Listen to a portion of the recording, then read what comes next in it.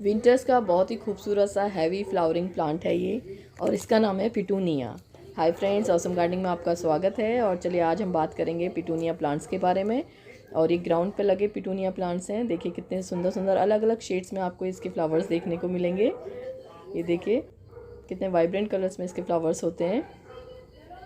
तो बहुत ही हार्डी और लो मेंटेनेंस प्लांट है ये। को बहुत ज़्यादा आपको इसकी केयर करने की ज़रूरत नहीं होती है। ज़्यादा हैवी फ्लावरिंग प्लांट है तो इसलिए थोड़ा हैवी फीडर भी है, थोड़ा फर्टिलाइज़र की ज़रूरत इसे पड़ती है। ये देखिए ग्राउंड के साथ साथ ये पॉट्स में भी बहुत अच्छे से ग्रो करते हैं। और अभी देखिए पॉट में ये इतने सारे फ्लावर्स अब ब्लूम कर गए, और इसके साथ साथ आप इसके बर्ड्स देखिए, लगातार इसमें बर्ड्स आ रही है और कुछ ही दिनों में ये पूरे पॉट को कवर कर लेगा फ्लावर से। तो जैसा मैंने बताया कि लो मेंटेनेंस और हार्डी प्लांट है, लेकिन हैवी फीडर प्लांट है। थोड़ा फर्टिलाइज़र की इसको अच्छी ज़रूरत पड़ती है। तो जिस समय इसका पॉटिंग मिक्स तैयार करें उस समय इसको अच्छा फर्टिलाइज़र दे दीजिए। तो फिर ये पूरा सीज़न जब भी इसका जितना भी फ्लावरिंग सीज़न होता है ये अच्छा फिर ब्लूम करता रहता है। तो इसी के बारे में आज बात करेंगे कि किस तरह से इसकी केयर कर सकते हैं, इसको क्या फर्टिलाइज़र दे सकते हैं। तो चलिए शुरू करते हैं। तो ये जो प्लांट है पिटूनिया प्लांट है, ये एक ट्रॉपिकल प्लांट है, यानी कि गर्मी में ज़्यादा अच्छा ग्रो करता है। गर्मी में ज़्यादा अच्छी इसमें फ्लावरिंग होती है। और इसका जो सीड से लगाने का जो इसका पीरियड, सीड से ही इजीली ग्रो हो जाते हैं, कटिंग से भी हो जाते हैं, लेकिन सीड से इनको ग्रो करना ज़्यादा ईजी है। तो सीड से ग्रो करना इन्हें बहुत ही आसान है। अगस्त लास्ट या सितंबर में इसके सीड्स लगाइए और 2 महीने बाद इसमें सीडलिंग्स आके ये प्लांट पे फ्लावरिंग भी शुरू कर देते हैं। और इसका जो फ्लावरिंग पीरियड होता है वो मई तक होता है। मई तक ये फ्लावरिंग कर सकते हैं, और उसके बाद ज़्यादा गर्मी पड़ने के बाद इसके जो फ्लावर्स का कलर होता है थोड़ा डल हो जाता है। और फिर रेनी सीज़न स्टार्ट हो जाता है, उस समय फिर इसको ओवर वाटरिंग और ह्यूमिडिटी इस प्लांट को बिल्कुल पसंद नहीं है। तो जैसे कि बरसात में रेनी सीज़न में ह्यूमिडिटी भी ज़्यादा रहती है, और इन जो प्लांट्स हैं पॉट्स में ज़्यादा पानी पड़ जाता है रेन की वजह से, तो फिर ये प्लांट डैमेज हो जाते हैं, कम्प्लीटली फिर ख़त्म हो जाते हैं। अब चलिए बात करते हैं कि आपने अपने सीड से इन प्लांट्स को ग्रो किया, आपके सीडलिंग्स थोड़ा बड़े हो जाते हैं और आप उन सीडलिंग्स को अब अपने पॉट्स में रिपोर्ट करना चाह रहे हैं, उन छोटे छोटे प्लांट्स को रिपोर्ट करना चाह रहे हैं। तो उस समय आपका पॉटिंग मिक्स क्या होना चाहिए? तो उसके लिए जो पॉटिंग मिक्स है वो आप 20% कोकोपीट रखिए, 20% वर्मी कंपोस्ट, 20% सैंड, 10% उसमें काऊ डंग ऐड कर दीजिए, और 30% आप गार्डन सॉइल ले लीजिए। तो ये बहुत ही अच्छा परफेक्ट मिक्सचर है इस प्लांट के लिए। और दोनों ही अच्छे फर्टिलाइज़र जो इसके लिए बहुत अच्छा काम करते हैं। हैवी फीडर प्लांट है ये, ज़्यादा अच्छी फ्लावरिंग करता है, हैवी फ्लावरिंग करता है, तो हैवी फीडर प्लांट भी है। तो काऊ डंग और वर्मी कंपोस्ट इसमें पॉटिंग मिक्स में हमने ऐड कर दिया है, तो ये लगातार फिर अच्छी फ्लावरिंग करता रहेगा। और हीट टॉलरेंट प्लांट है ये, हीट से इसको गर्मी से कोई फ़र्क नहीं पड़ता है, गर्मी में भी अच्छी फ्लावरिंग करता है। फिर बहुत ज़्यादा हीट होने पर, जैसे जून का महीना होता है, उस समय फिर ये बिल्कुल ख़राब हो जाता है। रेनी सीज़न में रूट रॉटिंग हो जाती है, पानी इसमें ज़्यादा देना नहीं होता है। हार्डी प्लांट है, लो मेंटेनेंस प्लांट है। पानी इसमें विंटर्स में तो बहुत कम पानी की ज़रूरत पड़ती है, समर में तो इसमें लगातार आप वाटरिंग कीजिए सुबह शाम, जल्दी मिट्टी सूख जाती है।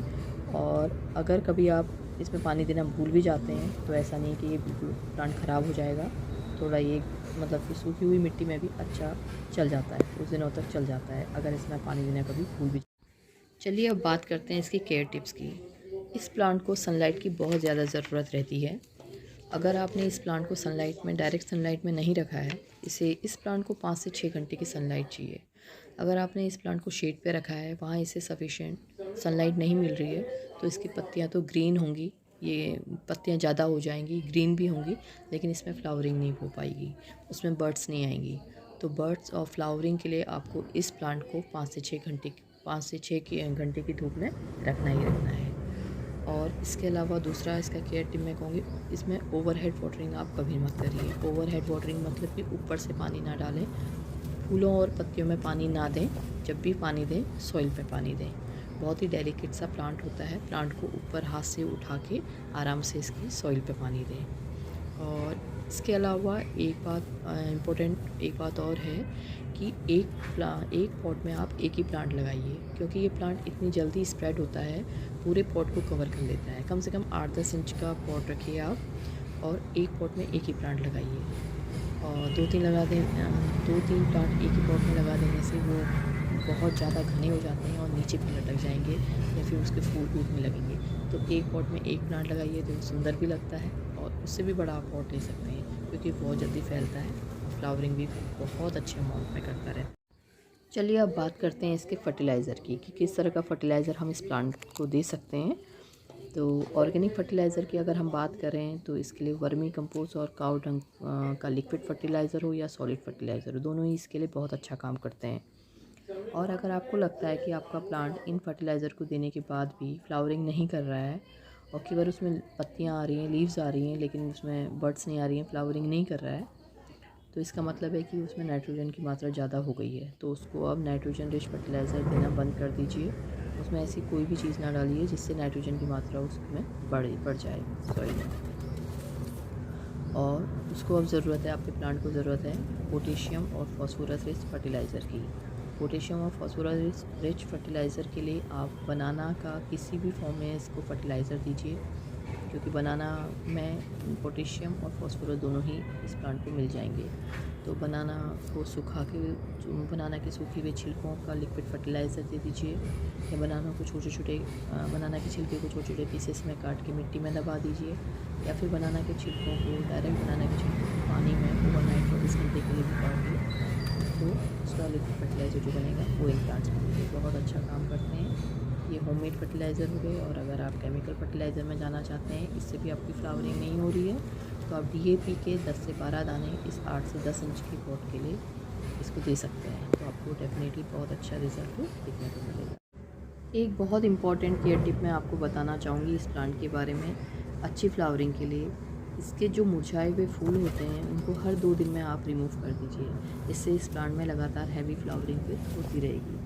तो ठीक है फ्रेंड्स, अगर मेरा ये वीडियो पसंद आया हो तो मेरे चैनल को सब्सक्राइब करना मत भूलिएगा। मिलते हैं एक नए वीडियो में नई इन्फॉर्मेशन के साथ। Till then bye.